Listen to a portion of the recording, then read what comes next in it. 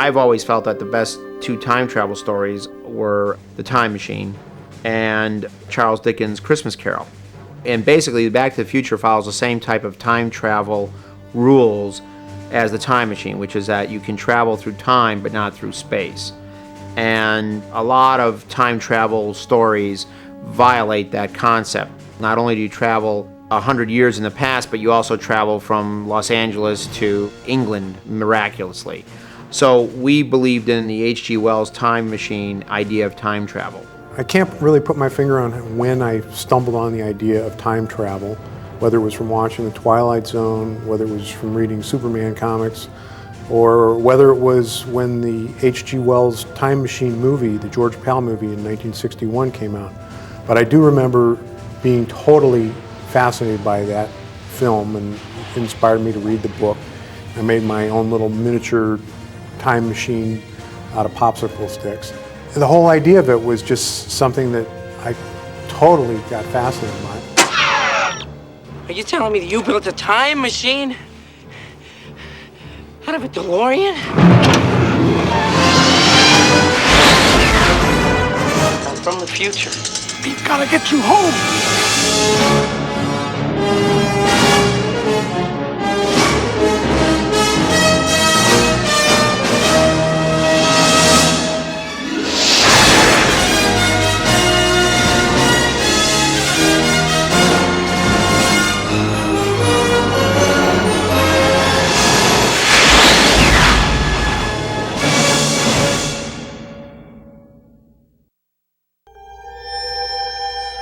As I remember, the idea for Back to the Future came about with, and who knows where these ideas really come from, but it was like the notion that Bob Gale had of what it would be like to see your parents as kids when you were the same age as they were. You're my mom.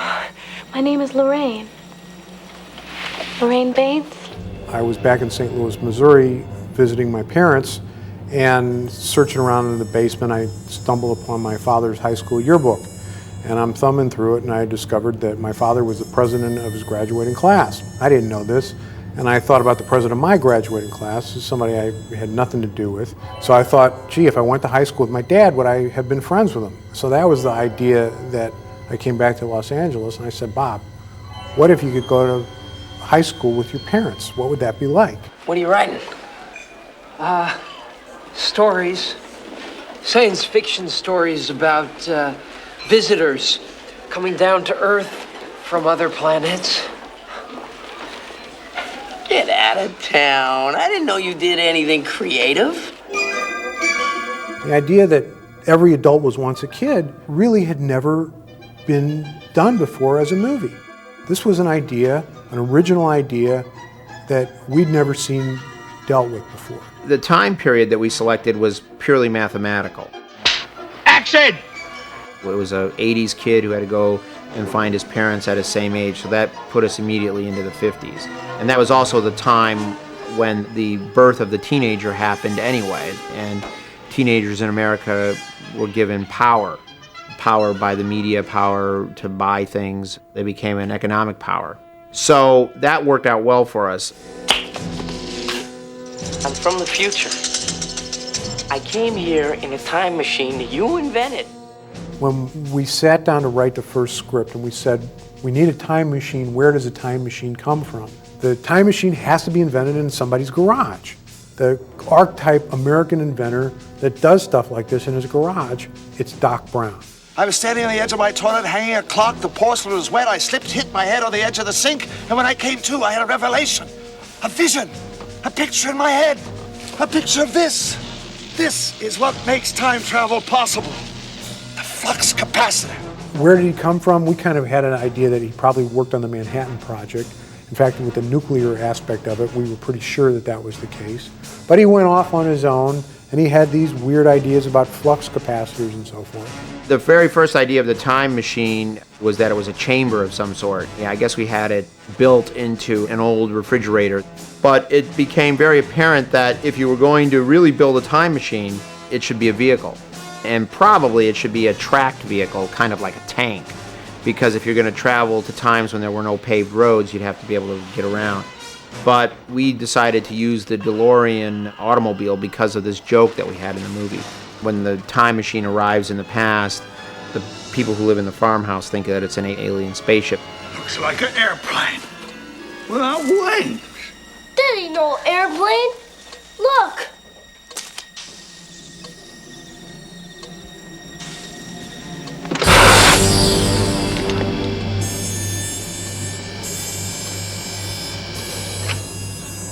A lot of people think that Back to the Future is a science fiction movie. A lot of people think it's a special effects movie. The fact is that there are only 31 or 32 special effects shots in the entire film. In discussing with our special effects people and our artists about what was time travel going to look like, we started coming up with, and they started coming up with all kinds of ideas. What is the space-time continuum going to look like when Marty's in the DeLorean? And all kinds of great big visual eye candy. And at a certain point, Bob and I looked at each other and said, you know, that's all bogus. We don't need any of that stuff. Time travel should be instantaneous. This is a story about people. It's not a story about hardware. The hardware is just what we use to make it believable. Mark Twain had the Connecticut Yankee get hit over the head and wake up in King Arthur's time. There's other stories where somebody wishes that they were in the past. And none of these things were interesting to us. We felt that if it was a machine that did it, then it was more believable than if it was a wish, because we know that machines can do stuff, and we don't have any example of somebody wishing for something as crazy as this and ever having it come true.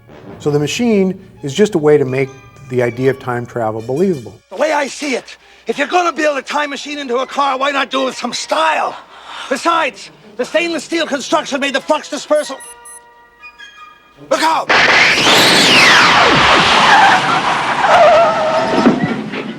A script is something that's always changing, and what seems like a great idea one day, you might wake up and think it's not such a good idea the next day, or more likely, you have a great idea, and then the next day or the next week you come up with an even better idea. 1.21 gigawatts! Tom, how am I going to generate that kind of power?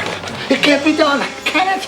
We had this idea for a nuclear explosion actually being the element that was required to bring Marty back from 1955 to 1985, and we had him go into Nevada to this nuclear test site. It turned out that the expense of that whole sequence was going to cost $1 million, which was a lot more money in 1984 when we were making the movie than it is today. But we couldn't afford it. Marty, I'm sorry, but the only power source capable of generating 1.21 gigawatts of electricity is a bolt of lightning. So we put on our thinking caps, and we came up with something that turned out to be far, far better than what this nuclear thing would have been. It kept it all contained in Hill Valley. It kept the clock imagery and the time metaphor much more in the movie. And it was a vastly better sequence than that nuclear test site could have been.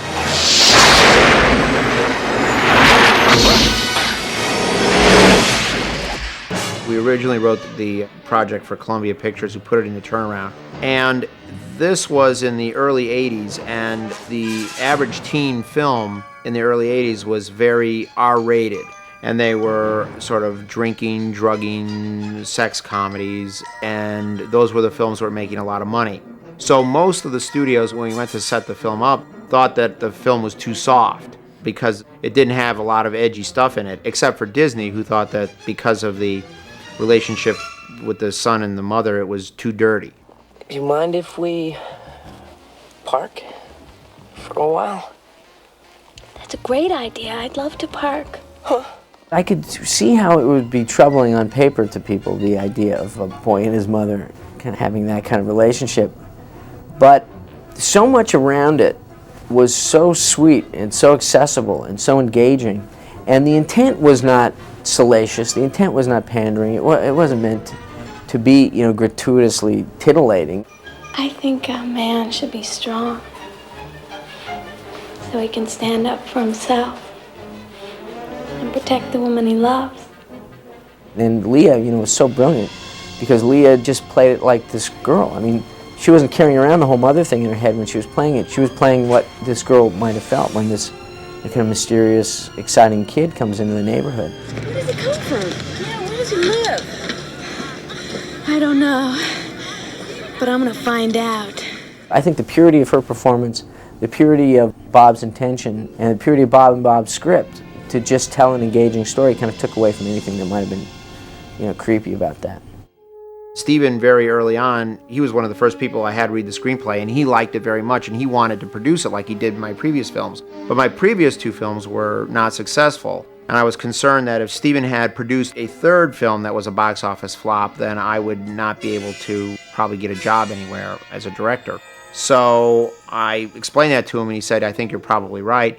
And then many years went by, 3 to be exact, and then I was finally hired by Michael Douglas to do Romancing the Stone, which fortunately was a hit. And then everybody wanted to do Back to the Future because Romancing the Stone was a hit movie, and I thought it would only be appropriate to go back to the one guy who was the only person who had faith in it based on the material itself, and that was Steven.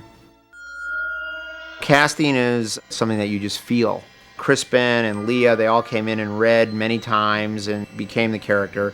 Chris Lloyd, I knew he was the perfect Doc Brown the minute he walked in the office without even having to say a word. Just by looking at him, I knew he was perfect. Christopher Lloyd says that his model for creating the character was actually the conductor Leopold Stokowski, with the hair that way and the big broad gestures. Doc Brown walks around like he's conducting the orchestra of the world, and that's what Chris drew upon.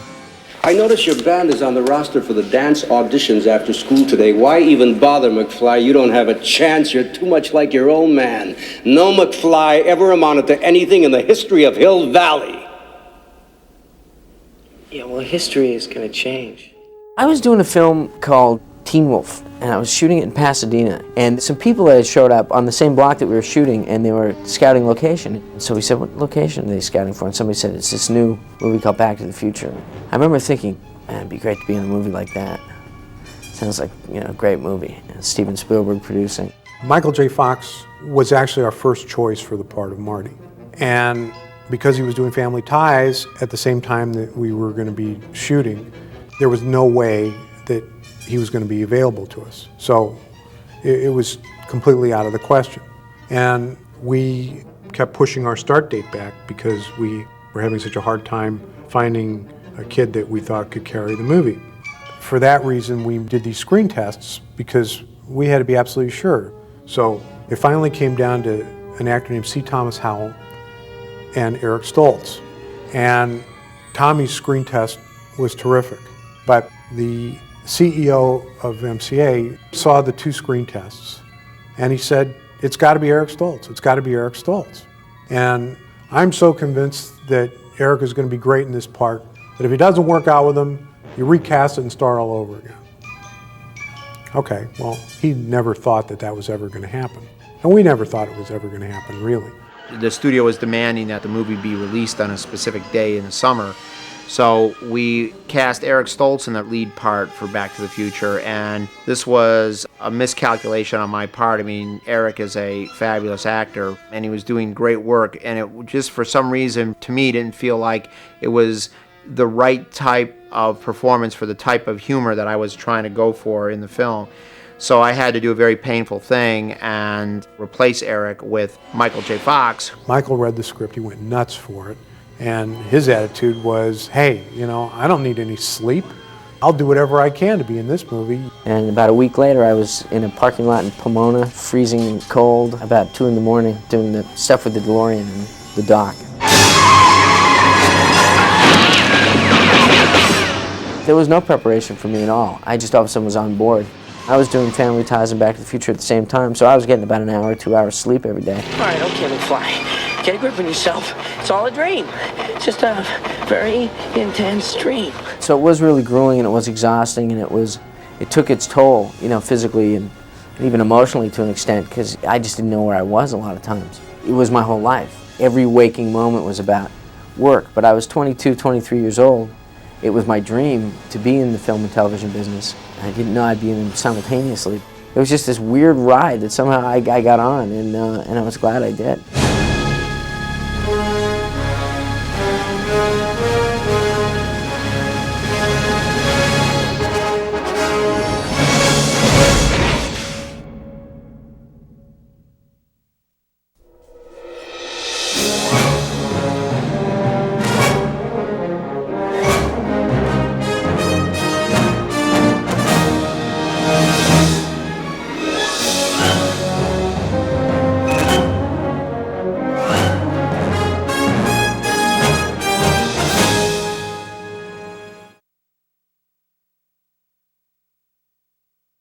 Thank you.